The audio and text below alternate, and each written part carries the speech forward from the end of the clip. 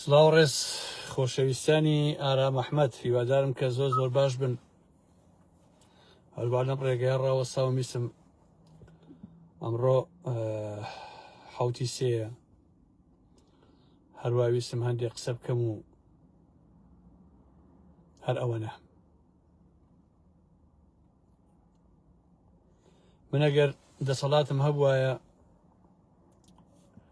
لە ڕۆژمێری ساڵە حوتی سێم لا ئەبرد ئەم سڕیەوە بەڕاستی، چونکە بۆ ئێمە ومانانێک کە لەو مێژووە بووین هەموو حوتی سێیەک تۆ کۆمەڵی وێنایەتەوە بەرچاوت کە چۆنەڵێیت کسپە لە دڵی هەڵەسێنێ. بەڕاستی ئەوەی کە ئەمڕۆی نەبینی بێ نازانێت کە چی گوزەراوە لە سێمانیا. بەڕاستی ئەگەر شەهیدەکانی نەبینی بێ ئەوە نازانێت کە لەو ڕۆژانەیە بە نمونە لە حوتی سێوە تاوەکو چەند ڕۆژی زیاتر و کەرکووک و ئەوانە کە چی ڕوویداوە. بۆ کەسانێک کە کۆمەڵی ڕووداویان بینیوە لە بەرچاوی خۆیان کە شەهیدەکانی بینیوە، حەز ناکا کە ئەم ڕۆژە بەڕاستی وجودی هەبێ. من خۆمەشێکم لەو پیاوانەی کە هیچ کاتێک تااقەتم نییە باسی ڕابردووکەم ئەوە کراوە ئەوە کراوە ئەلم بابەتانە، بەڵام ئێستا لەوە تێگەم کە ڕاپەڕین لەگەڵ حورمەتما بۆ هەموو شەهیدەکان و بریندارەکان، بۆ هەموو ئەو ئومێدەی کە بەڕاستی هەمان بوو، پیساییەک بوو کە خۆمان بەدەستی خۆمان خواردمان، چونکە دوایی یەکێتی و پارتیمان هێنا بوون بە دەسەڵاتدار. من کوڕێک مەناسی کە ناوی کەس نابم لە شەهید وشت، بەڕاستی کاتێکە لە ئەنفالەکە شەهید کرا بردمان بۆ بابڕین بۆ مزگەوتێک کە بیشۆن و ئەوانە. بەر لەوە لە خەسەخانەکەی جامیعە بە باوکی وتبووی دەست و ناودەستی باکوتی مەهێڵ بمرم، چونکە زۆر گەنج بوو. بەڕاستی ئەو کاتم وادی 68 بوو، تاوەکو 91 بزانم چەند ساڵەکە خۆتە. کە لە دوایە باوکیە بۆ مزگەوتەکە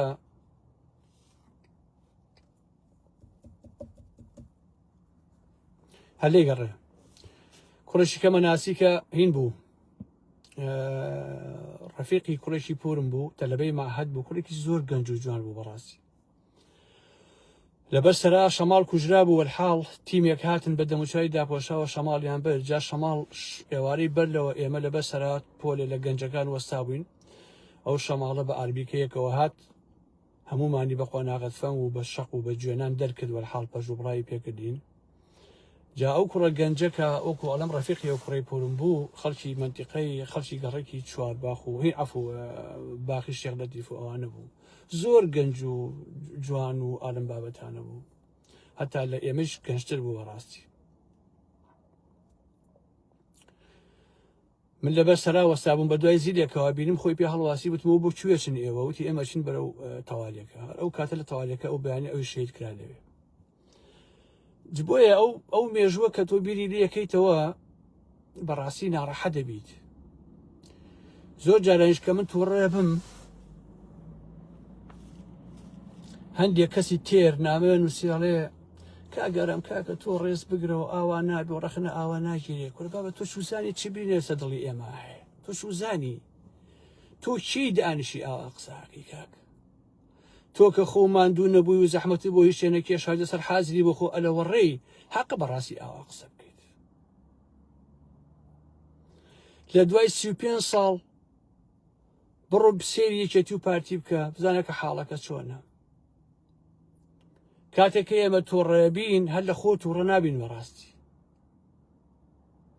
ئەم یەکێتی و پارتیە ئازیزان، ئەمەندە بێشەرەف بوون، ئەمەندە بێشەرەف بوون، ئەوەندە بێشەرەف بوون، بەڕاستی نمونەیان لە تاریخانیە لە حەقیقەت.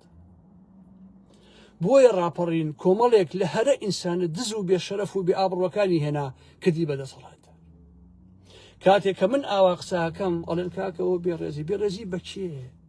کام لە یەکێتی و پارتی ڕێزیانەیە؟ ئەی هاوار، کامیان حورمەتیان هەیە کاکە؟ ئەو هەموو خەڵکە لە حوتی سیا شەید کرا ڕۆژەکانی دواتر شەید کرا ئەوانی ڕانی ئەوانی کەرکووک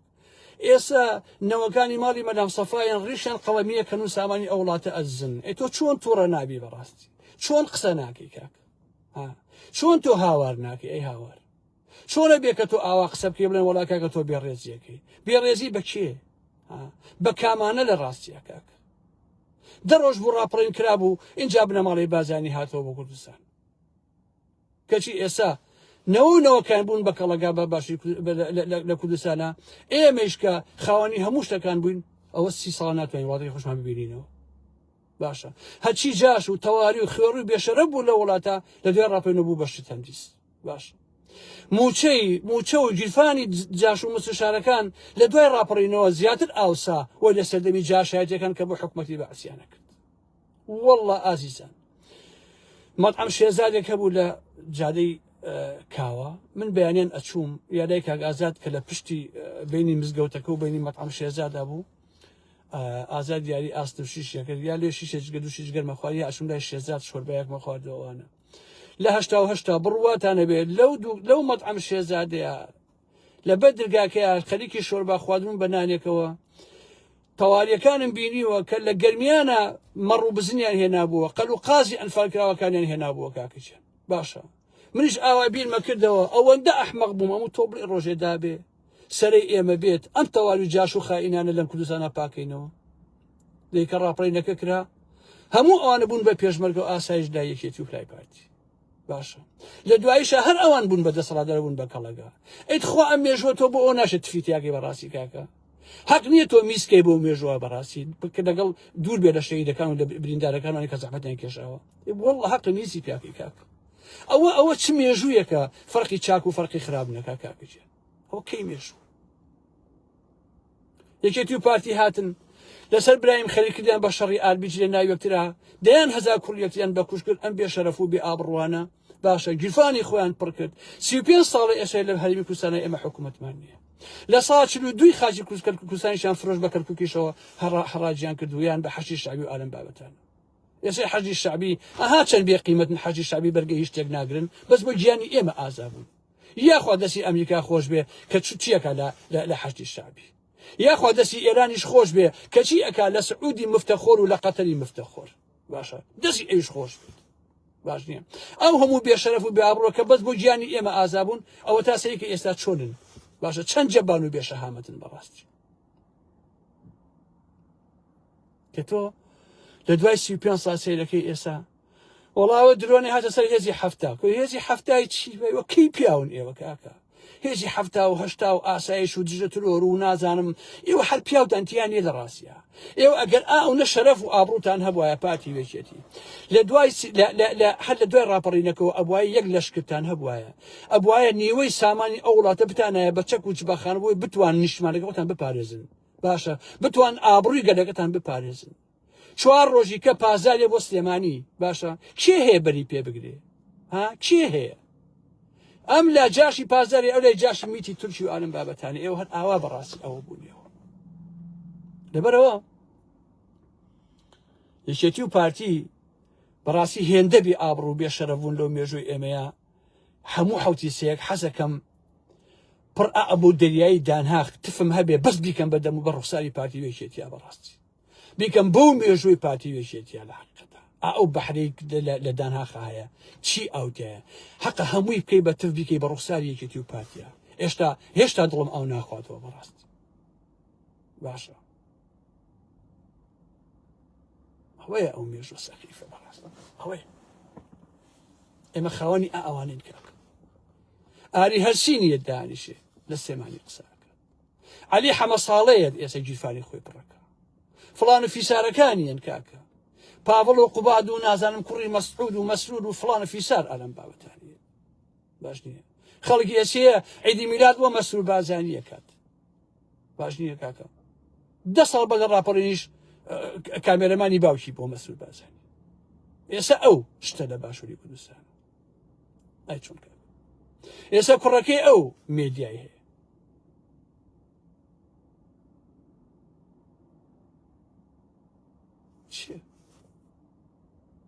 ئەمە ئەو مێژوێ لە حقیقەت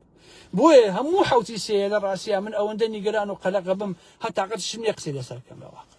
ئەو نەمبینیوە ئەوە هەر باسی کۆڕەوەکە ناکەم کە چی لەو کۆڕەوە ڕوویاوە و چیم دیوە ڕۆمانێکە بۆ خۆی ئەگەر کات هەبێ ئینسان بتوانێت بینووسێت نەتیجەکەی چی بوو هیچ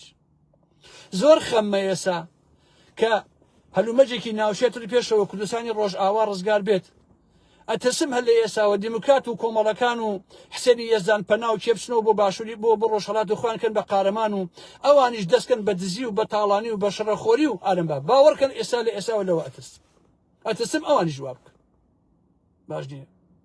ئەتەسم بەڕاستی لەوەش تۆقیوم نەکا ئەوانی بڕۆنەوە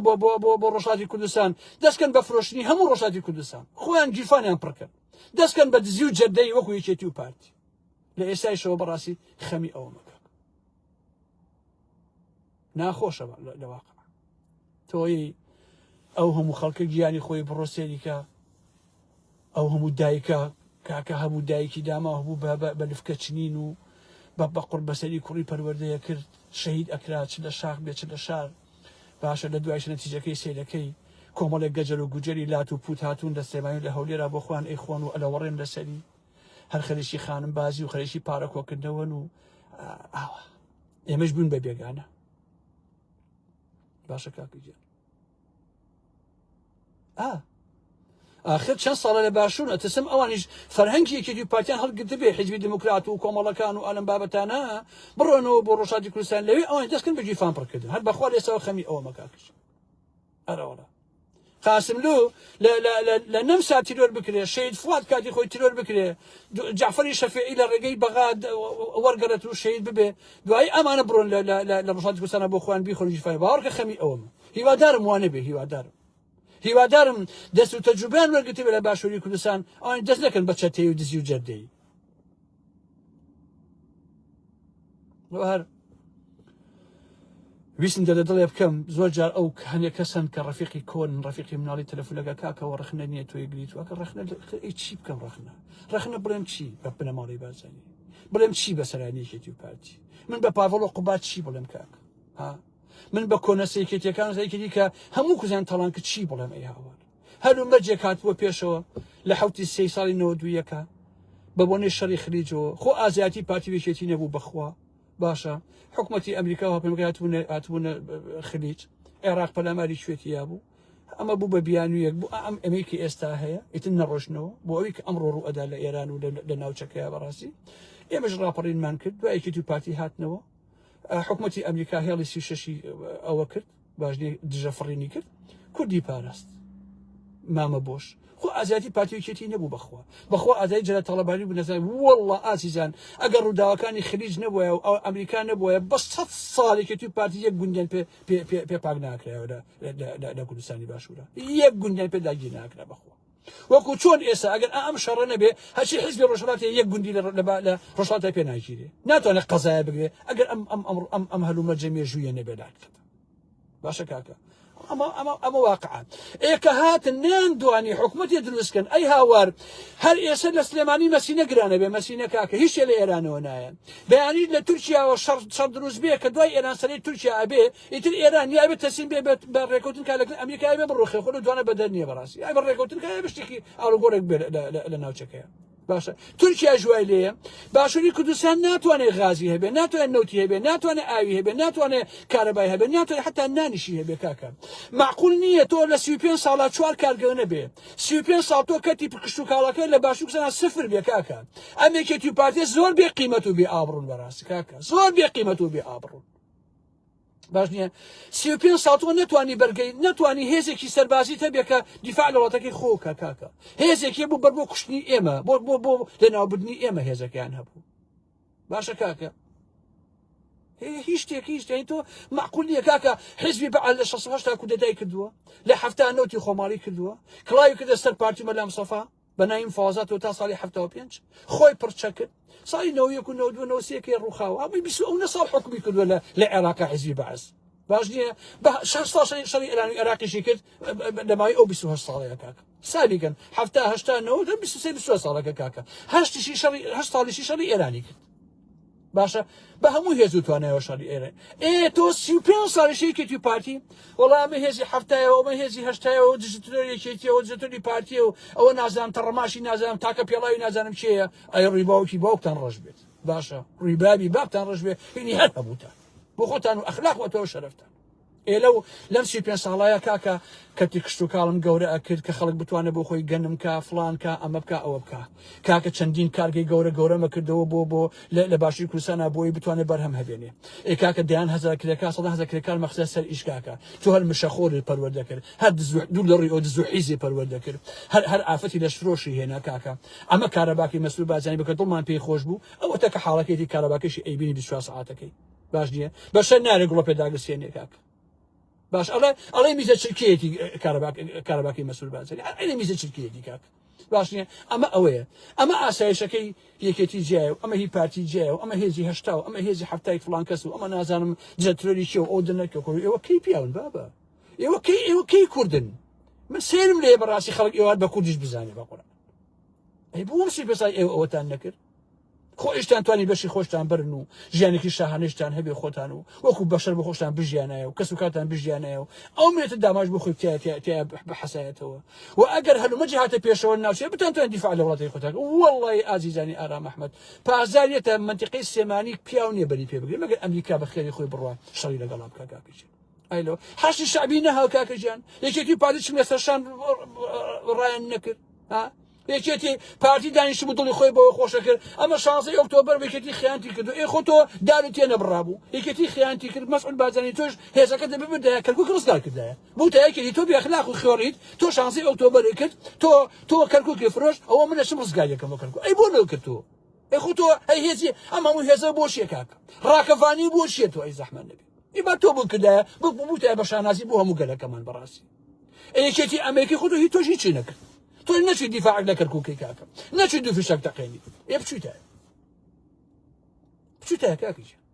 وەڵام درۆکن ئێوە بەس یەک تاوانبارەکەن بۆ ئەوی مۆزوعەکە دیزە بە دەرخۆنە بێت و تەواو ئەو خەتای ئەو بوو ئەو خەتای ئەو بوو ئەو خائین بوو ئەم خائین بوو بۆ ئەوی ئەو مێژوو ئاوا بڕوا کە ڕۆژ و تەواو واقعەکەیە کاکە کورە کاکە غازیشی بە قوربانە بم 35 ساڵ ئێستا ئەبووە لە باشووری کوردستانە غاز هەر بەهین نەبووە بەم شتە قۆڕە ئەبووە بە بۆری بشوایە غاز کاکە جمهوری ئیسلامی کە ئێستا ئەو تووشی لەو شەڕایە کە داگیرکەری ڕۆژهەڵاتی کوردستانیشە بابە گوند نییە لە ڕۆژهەڵاتی کوردستانە غازی تیانە بێ بە بۆری باش ئاوی تیانە بێت کارەبای تیانە بێت ئەنتەرنێتیشی تیانە بێت من کەس و کارم هەیە لەسەر شوێی مەریوانەوە لەو شاخ و داخی ئەوێەوە تەلەفۆنم بووەکە ئەنتەرنێتیان هەیە کاکەجان لە باشووری ڕۆژهەڵاتی کوردستانە ئەمە خۆ ناخۆی داگیرکەریشە جمهوری ئیسلامی کاکەجان هی ڕۆژهەڵاتی کوردستان بەڵام بڕۆ هەرچی دێ هەیە خەستەخانەشی تیا لە ڕۆژهەڵاتی کوردستانە بڕۆ سەیدیەکانی منتیقەی مەریوانەوەنەکە منتیقەی دزدی ئەوانەکە کاکەجان بڕۆ سێری گوندەکانی دەوروبەری مەهابات و بۆ نازانم چۆ ئەم بابەتانە بکە بزانە وایە یاوانیە لاخۆ ئێرانیشە لاخۆ داگیرکەریشە کاکەجان باشە ئەوەی ئەو بە ڕۆژهەڵاتی کردووە قەسەم بەخوای پارتی بۆ باشووریان نەکردووە لەمای ئەم 35 ساڵەیە کاکە ئاخر خواتان بێ کاکە با بە ڕووی باشی بابی جمهوری ئیسلامی ڕەش بێ بەڵام وەڵی ئەو واقعە باشە هەموو کەسێک دەزانێ بەڕاستی هەموو کەسێک دەزانێت کە وایە کاکە یەکێتی پارتی ئەویان بۆ ئێمە نەکرد ئەرە بخۆ هەر دانیشتن پارانە بم جوێن بن بە ئارامی حاجی عەلی جوێن بن بە نازانم فڵان فیسەر دایکی فڵان کەس وا لێ بکەن ئەمانە نازانم ئەوەن کۆرە بڕۆن بە هەی خۆتان بە خۆتان بن هیوادام ڕۆژێ دابێ ئاسەواری ئێوەش نەمێنێت باشە جا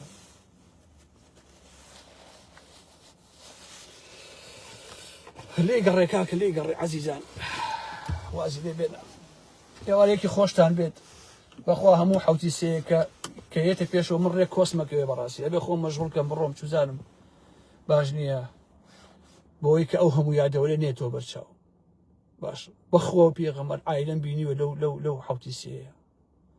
بە وەڵڵاهی بە سەدان ژن و کچیان حتا گردی سەیوانیەخی خۆیان دادڕێەوە قژی خۆیان ڕنیوەتەوە کوڕیان شەید بووە خۆم لەوێ بووم با باش بیزان بەخوا شایەتەکان ماون لەو گردی سەیوانە چوومەتە سەر بنەدارێ قسەم بۆ 2,000 نەفەر کردووە کە 4,500 تەرمی شەیدیان ناشتووە باشە کەسێش کاکە پاڤڵ و کاکە قوباد و کاکە مەسول و کاکە نازانم چیوانم بابەتانە ئەو هەموو شەهیدە دراهمی بەخت و خۆڕایی یا لە شاخیشە هەتا ناوکێتیە ناو پارتیە ئەوانەی کە شەهیدیش کراون خۆشکۆ هەمووی کوردی و خەڵکە فەقیرۆژان نەکبەتە بوو شەهیدکە لە شاخ و داخەیە کاکەژیان لێ دوایە شێخ جعفەر خواردی و نازانم چی خواردوانم بابەتە برایەکی شێخ جعفەریش ئێستا ئەمڕۆ تازیەکەی بووە مردووە ئەڵێ پیاوێکی زۆر باش بووە برادەی وتی وەڵای پیاوێکی زۆر باش بووە برای شێخ جعفەر مردووە وتم خوا عافیکە شەڵا شێخ جعفەر بۆیە کاک بڵێن چی